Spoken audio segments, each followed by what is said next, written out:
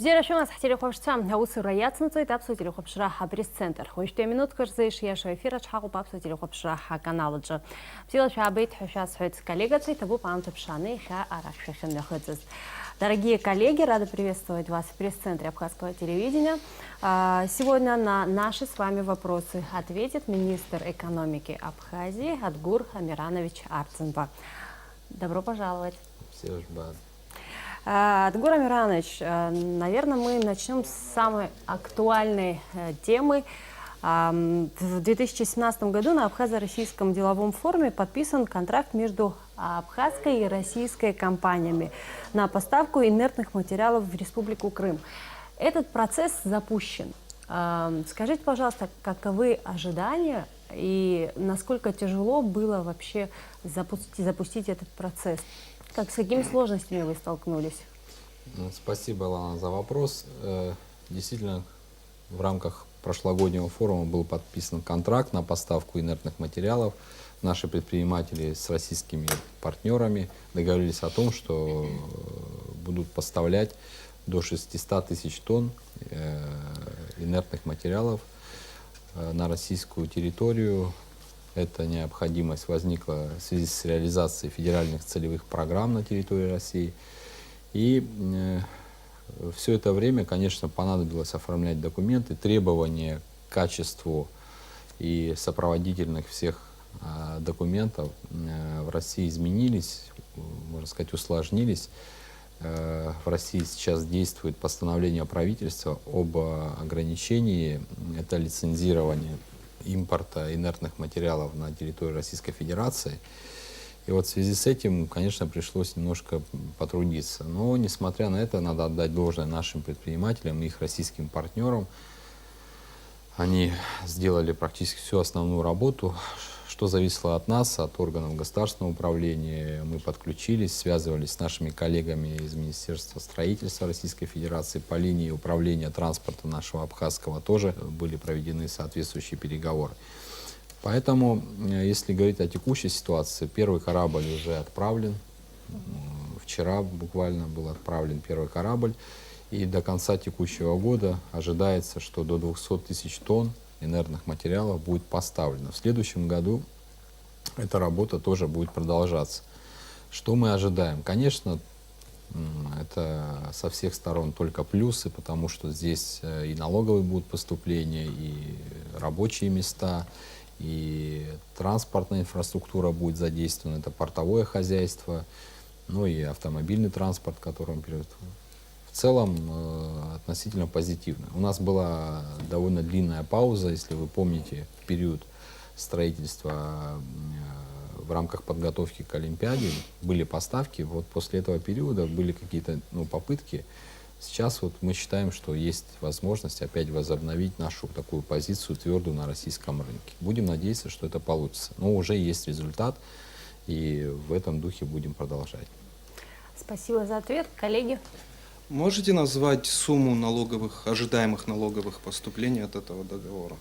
Но если говорить конкретно о 200 тысячах тонн в этом году, да, если так случится, то это порядка 20 миллионов рублей. Это платежи за недра в соответствии с законом о недрах, плюс налог на прибыль, налог на доходы физических лиц, ну и плюс доходы государственной компании Абхазское пароходство за оказание услуг. В совокупности это порядка 20 миллионов рублей. Где добываются и будут добываться эти инертные материалы и каково заключение экологов?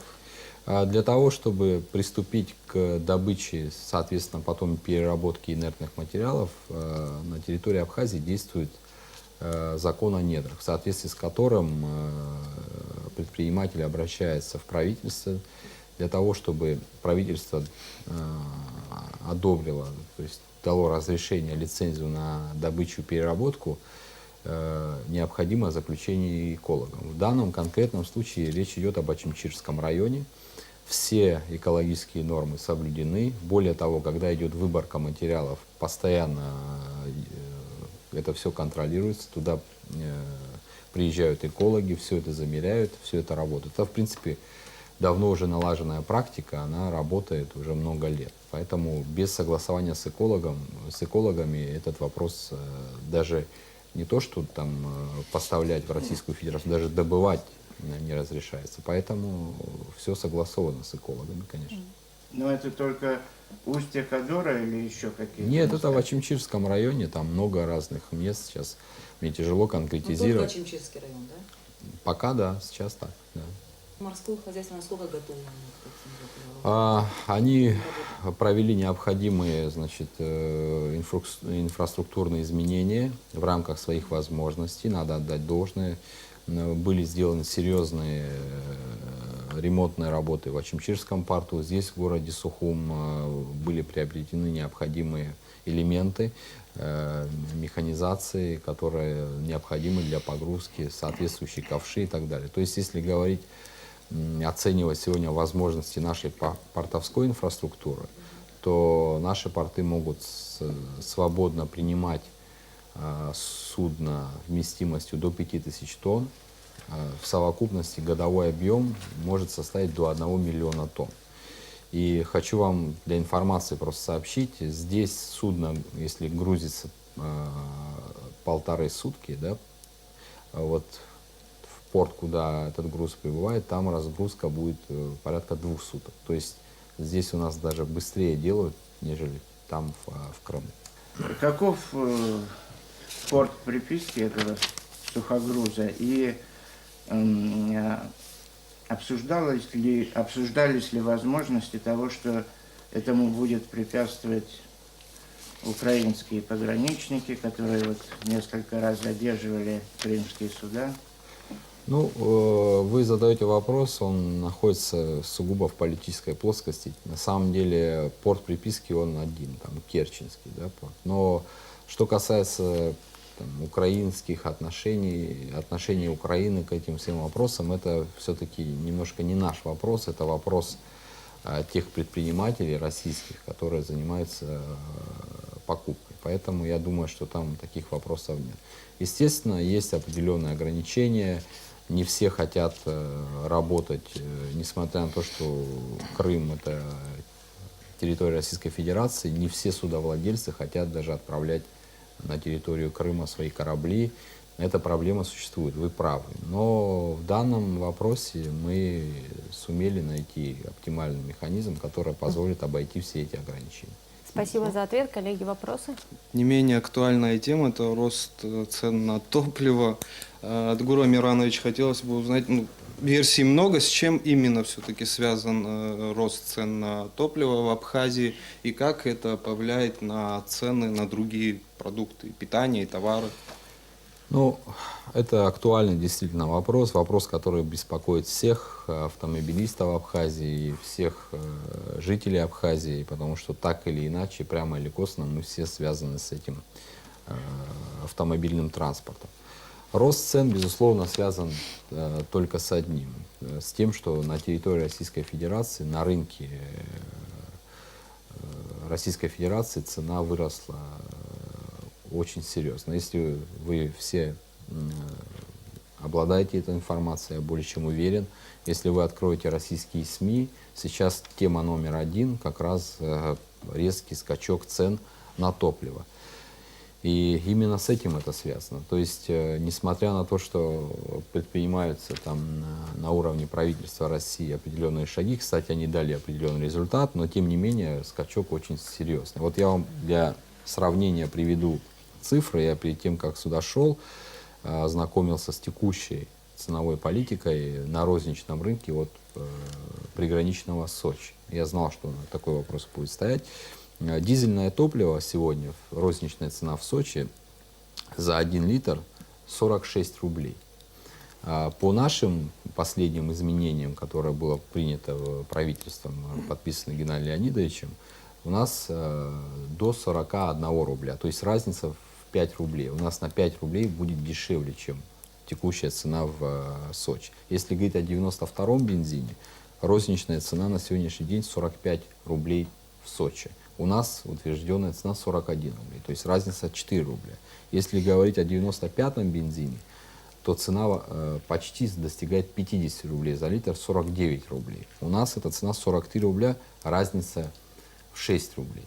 Поэтому, естественно, цены дорожают в России.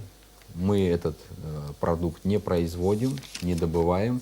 И покупая в России, мы просто вынуждены идти на этот шаг. Повлечет ли это подорожание, то есть цепную реакцию? Я думаю, что да, безусловно, будут. Уже мы занимаемся индексацией всех этих тарифов, максимально стараемся все это минимизировать, но это, к сожалению, это объективная реальность. Топливо — это категория товаров, которые относятся к критическому импорту Абхазии. Что такое критический импорт? Критический импорт — это товар, который не производится на территории страны, но без импорта которой страна существовать не может. Это лекарственные препараты, например, да, топливо и так далее. Эта ситуация еще, как говорят некоторые, значит, эксперты в России, несмотря на то, что удалось немножко заморозить, есть опасения, что в России еще больше поднимется цена. Ну, будем смотреть и будем реагировать. Во всяком случае, сделано все для того, чтобы вот эту разницу в среднем на 5,5 рублей между розничными ценами в Сочи и у нас нам удалось сохранить. Каким образом? Ну, у нас есть определенные, значит, возможности. В первую очередь у нас НДС 10%, в Российской Федерации он 18%, на 8% меньше. Более того, у нас есть соглашение о режиме торговли товарами, которое предполагает возможность поставки в Абхазию нефтепродуктов без применения к ним экспортной таможенной пошлины. И здесь тоже наши предприниматели выбирают определенный объем, но это тоже дает им возможность балансировать с учетом минимальной рентабельности. Вот такие вот механизмы. Если я вас правильно понял, то населению Абхазии стоит ожидать скачок цены на другие товары тоже. Не, ну я бы сейчас не хотел никого пугать. Предупредите.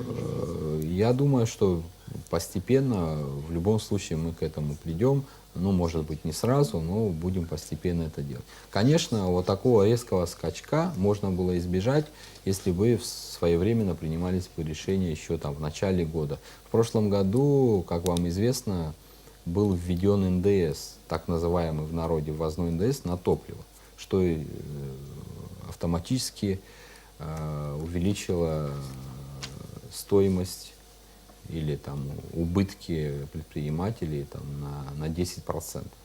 Это вот такой эффект, который вот выразился вот сегодня в такую вот ситуацию. Но есть объективная необходимость, и когда вы работаете на госслужбе, иногда, к сожалению, приходится принимать и непопулярные решения, но это решения, они объективны, обоснованы. Насколько вот этот НДС на топливо полезен для страны? Или наоборот, ваше мнение?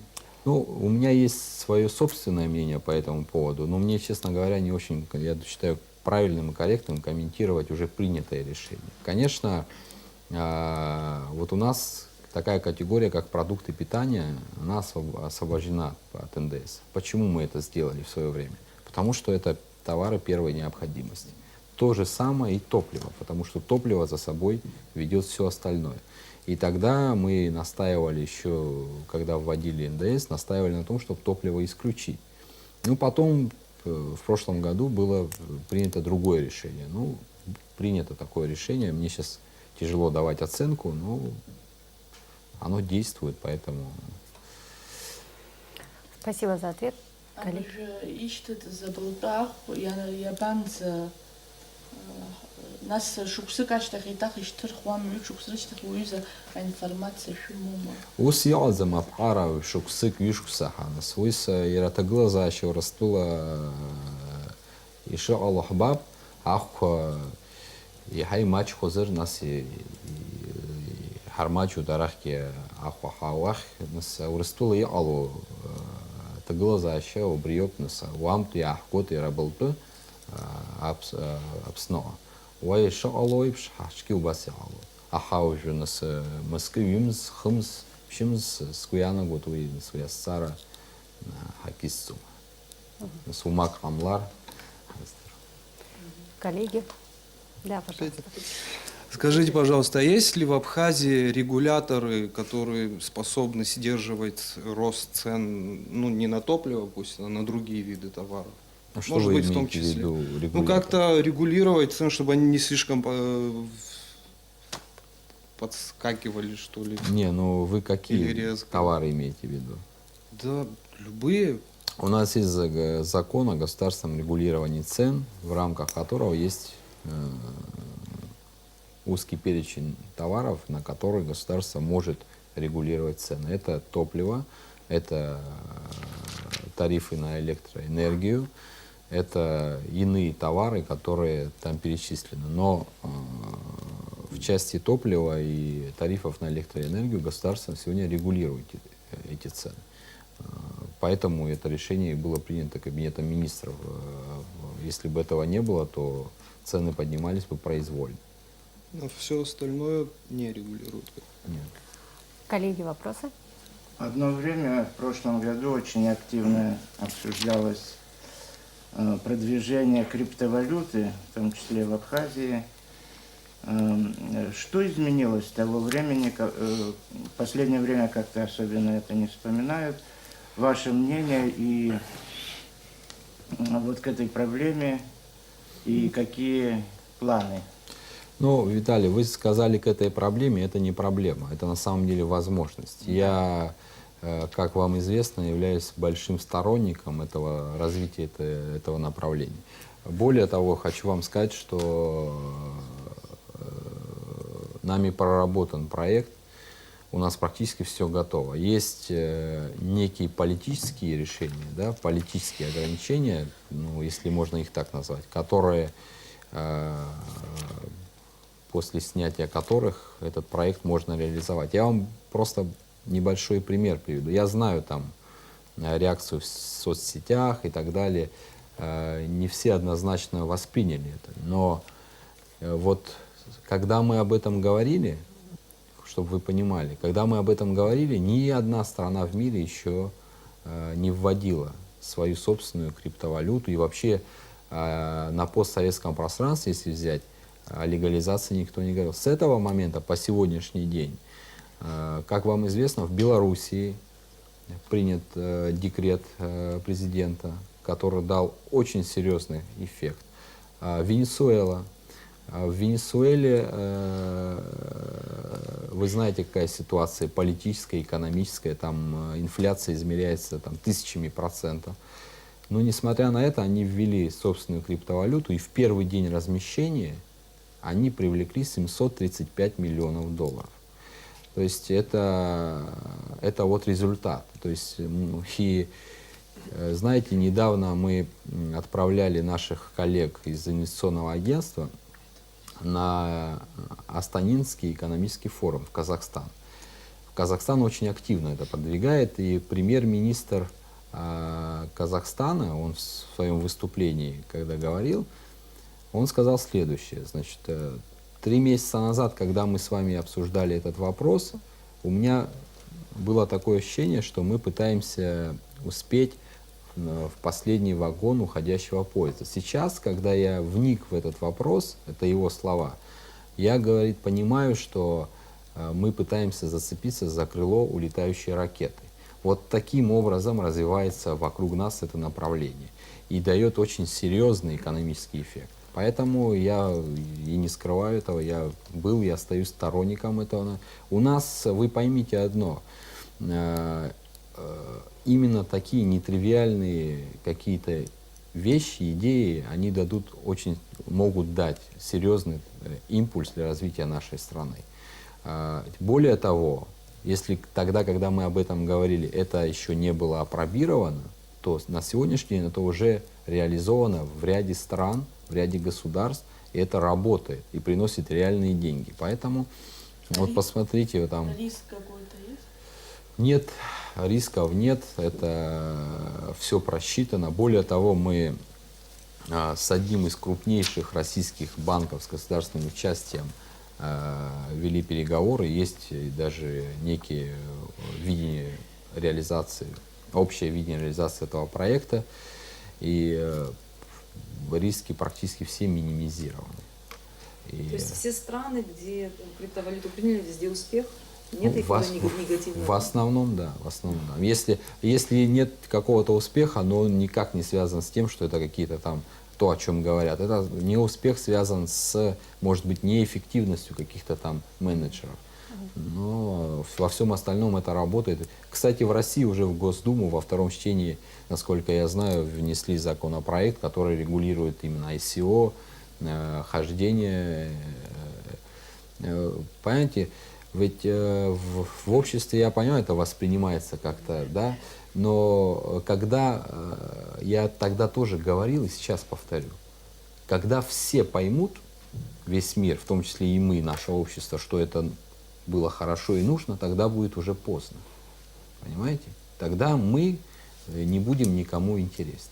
Адгур Амиранович, итоги подводить принято к концу года, но есть промежуточные итоги, о которых вы наверняка нам расскажете. Вот скажите, пожалуйста, какие основные события в экономической жизни нашей страны произошли за последние полгода? Ну, в экономической жизни мне сейчас тяжело в целом описывать ситуацию, но есть определенная положительная, значит, динамика, есть определенная тенденция. Хотя многие дают очень критическую оценку в своих выступлениях о том, что у нас колоссальный там, провал в экономике, там, такие какие-то слова. Кстати, вы вот можете прокомментировать такого рода заявления тоже. Ну, вы знаете, это политическая борьба, она предполагает вот такого рода примитивные методы борьбы, понимаете? Почему они примитивные? Потому что я их считаю примитивными, потому что они, во-первых, не работают, во-вторых, никакой пользы для нашей страны не приносят. Если бы люди, которые говорят о, значит, колоссальном провале и ошибках, что-то бы предлагали взамен, это одна история. Более того, колоссальные провалы и какие-то там проблемы, о которых говорят, они должны быть обоснованы. То есть пускай фактология должна быть. То есть вот цифры, конкретные показатели, на основании чего делаются такие выводы. Вот я работаю в Министерстве экономики уже 4-й год, во главе Министерства экономики, так-то я больше работаю, но пускай на меня никто не обижается, но практически ни от одной из организаций такого рода, которые делают заявления, ни одного предложения не поступало, ни одного проекта закона не поступало, ни одной проекта программы не поступало. Поэтому я думаю, что ситуация у нас непростая. Это говорит президент в своем послании.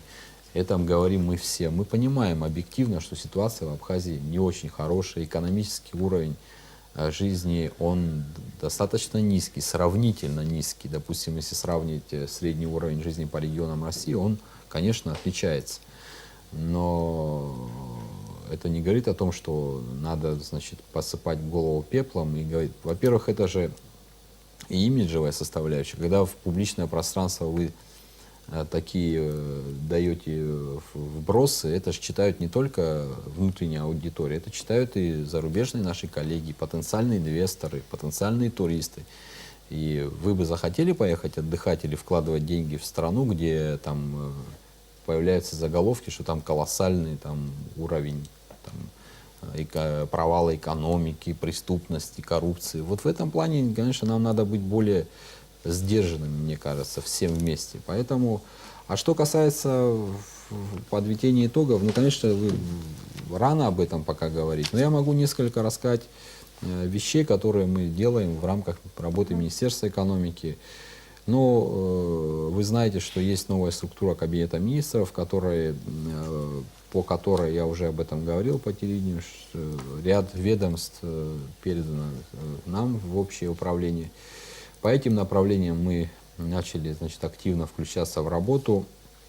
Значит, первое, что мы сделали, еще 17 мая мы выпустили приказ, в соответствии с которым государственному, значит, комитету по стандартам, госстандарту, да, запрещено проводить какие-либо контрольные мероприятия без согласования с Министерством экономики. Как раз сегодня руководство госстандарта придет со своим планом проверок, мы будем все это согласовывать, и все проверки, которые будут осуществляться этим органом надзорным, будут осуществляться абсолютно прозрачно, с привлечением депутатов местного собрания с представителями администрации городов и районов, с представителями СМИ, чтобы это все понимали, зачем и почему. Более того, по вопросам транспорта мы провели 18 мая совещание с представителями транспортной отрасли, где собрали руководителей всех АТП и управления транспорта. Проблем действительно там очень в отрасли много. Обсуждали в первую очередь вопрос обновления автопарка. Критическая ситуация. Сейчас мы занимаемся изысканием, ищем подходящие модели, будем искать какие-то возможности для финансирования, может быть, в этом году частично или в следующем году. Потом с начальником управления транспорта мы поехали на государственную границу, посетили государственную границу, провели там несколько часов. Ситуация, я хочу вам сказать, вы все знаете, там удручающая, там действительно ситуация не радует, а это лицо нашей страны, когда пересекают, особенно это касается наших гостей, туристов, когда туристы пересекают границу, они сталкиваются с не очень лицеприятной картиной. Там на границе, там те лица, которые осуществляют извоз на там, легковых автомобилях или маршрутных такси, не всегда, мягко скажем, они вежливые, они часто предлагают свои услуги очень назойливо, не вписываясь ни в какие рамки, ни моральных, ни этических норм. Поэтому, во-первых, мы приняли решение, значит, там поставили перед руководством вот этого автовокзала задачу, значит, до 15 июня, вот буквально 3 дня им осталось, там надо будет установить шлагбаум, который запрещает въезд туда лиц, не имеющих никакого отношения к перевозке пассажиров, то есть это лицензированный вид транспорта должен быть. Более того, значит, там, когда я приехал, посмотрел, что там нет практически никаких указателей. То есть турист, когда переходит границу, ему непонятно, где автовокзал, где маршрутные такси, где милиция. Все указатели сейчас, вот сегодня буквально уже установили, как это полагается. Более того, прямо на самой границе, где туристы переходят, мы установили сейчас,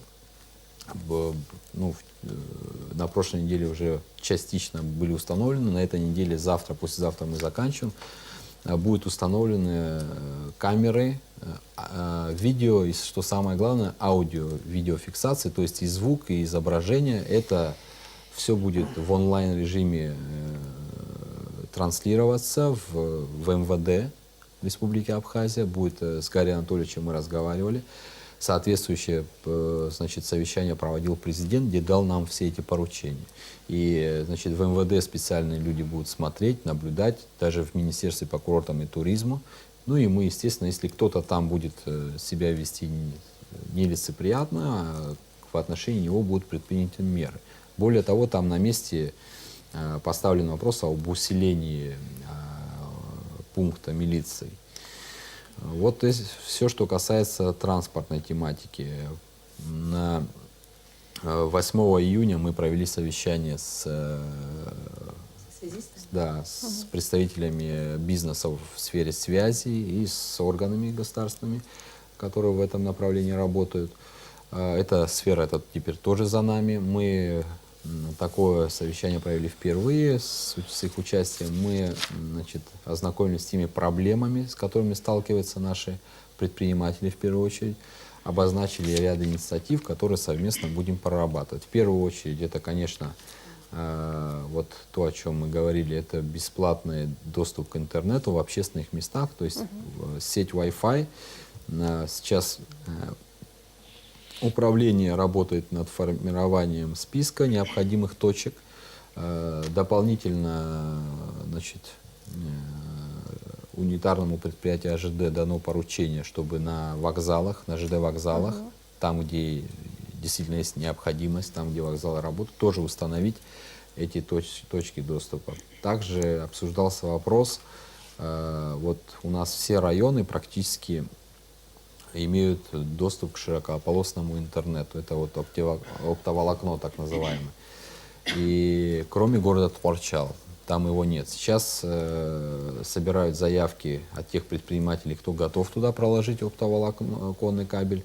И там есть некие ограничения со стороны государства. Мы будем стараться их снять и проложить это оптоволокно в город Ворчал, чтобы жители города могли иметь доступ к интернету. Скажите, пожалуйста, а планируется какая-нибудь модернизация наших передатчиков, чтобы когда мы все-таки могли вещать в современном качестве? Кстати, мы об этом тоже говорили, и для меня на самом деле вопрос этот, мы вот именно этой теме посвятили больше часа. Там целая цепочка проблем, начиная от передатчиков, заканчивая, значит, возможности выпуска сигнала здесь из студии. То есть, что касается самих передатчиков, сейчас запланирован ремонт. У нас есть на Сухумской телевышке. Она действительно находится в удручающем состоянии. Сейчас мы дали им, значит, попросили их подготовить нам смету, необходимую провести экспертизу надо на ремонтно-восстановительные работы. Если мы этого не сделаем, то мы лишимся вообще этой вышки, потому что она действительно находится в плачевном состоянии. А что касается самих передатчиков, вышка — это конструкция самих передатчиков. Здесь тоже есть определенное видение. Я думаю, что в ближайшее время мы сформируем финансовое обоснованное предложение и будем обращаться уже к премьер-министру для того, чтобы, значит, решить этот вопрос. Но его решать обязательно нужно. Нам надо сделать так, чтобы во всех районах Абхазии был хороший, высокий уровень вещания, чтобы наши граждане могли смотреть телевизор без каких-либо помех. С недавнего времени 9 ведомств, да, курирует Министерство экономики.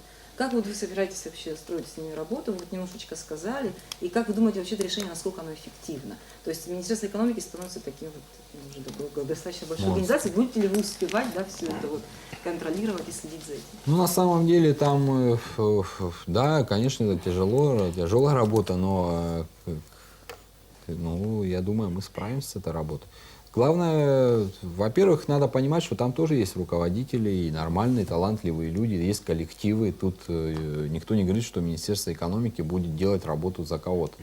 То есть мы вместе, совместными усилиями попытаемся структурировать работу и продолжить те начинания, которые там были. Ну, может быть, еще что-то свое добавить. Вот в части, допустим, по госстандарту у нас уже там изменения, да, в части проверок и так далее. И по всем остальным мы именно так и будем действовать. Дорогие коллеги, спасибо вам большое за ваши вопросы. Адгур Амиранович, вам большое спасибо за ваши ответы. Если вы позволите, я завершаю на этом нашу пресс-конференцию. Хатырского общества. Я хэппи пресс-конференция брал и хыркшоп, и того пиха общего зиге, я его авиашан за абзерас.